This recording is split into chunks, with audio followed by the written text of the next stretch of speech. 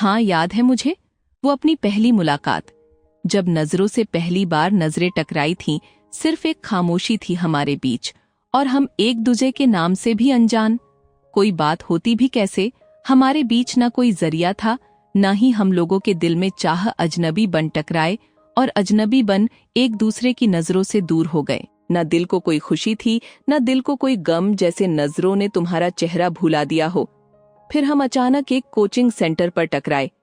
शायद भगवान ने ये हमें मिलाने दूसरी और मजबूत कड़ी जोड़ी थी। बातचीत तो हमारे बीच कभी नहीं हुई, बस हम आते कोचिंग सेंटर पर अपनी कोचिंग करते और अपने अपने रास्ते चले जाते। बस यही सिलसिला हमारे बीच बहुत दिन तक होता रहा। फिर एक दिन मैं कोचिंग नहीं आई। शायद ये तुम्हारे लिए पहला एहसास था कि मैं तुम्हारे लिए कुछ खास हूँ, और मैं इन सब से अनभिज अपनी ही उलझन में उलझी हुई थी। फिर मैं दूसरे दिन भी कोचिंग नहीं आई। सर ने जब मेरी सहेली से पूछा, तब तुम्हें झांत हुआ कि मैं बीमार हूँ। मेरी बीमारी में 7 दिन बीत गए खामोशी से। ठीक होने पर मैं कोचिंग आई। कैसे भुला सकती हूँ मैं वो नजारा। आज भी याद करती हूँ तो लब पर एक मुस्कान आ ही जाती है।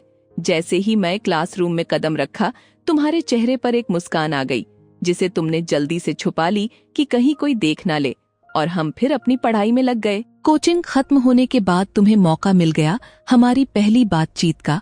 अब हम नाम से तो अनजान नहीं थे। तुम्हारे वो पहले शब्द, कैसी तबीयत है अब आपकी? मैंने जवाब दिया, अच्छी है। वो ही हमारी पहली बात थी।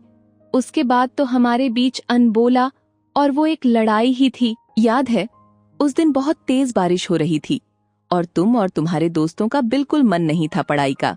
तुम हमेशा शांत रहते थे, पर वो तुम्हारे दोनों दोस्त मस्ती का तूफान थे, जिनसे पहली बार मेरी लड़ाई हुई। अच्छा, तुम ही बताओ, क्या मैं गलत बात पर लड़ी थी तुम्हारे दोस्तों से? इतनी तेज बारिश हो रही थी, और क्या कहा था उन लोगों ने पीछे बैठे? कितनी जोर से वर्षा हो रही है। बहुत गुस्सा आ रहा था।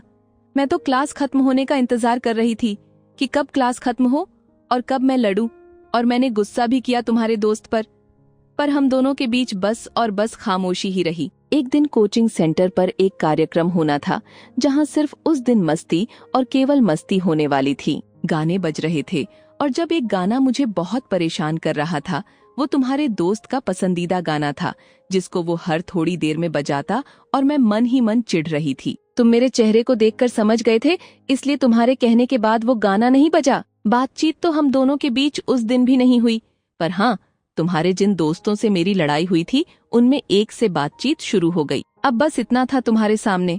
तुम्हारे उसी दोस्त से मेरी थोड़ी बहुत बातचीत होना शुरू हो गई। बस इस तरह से 1 साल बीत गया, और तुम्हारा दोस्त और मैं बहुत अच्छे दोस्त बन गए।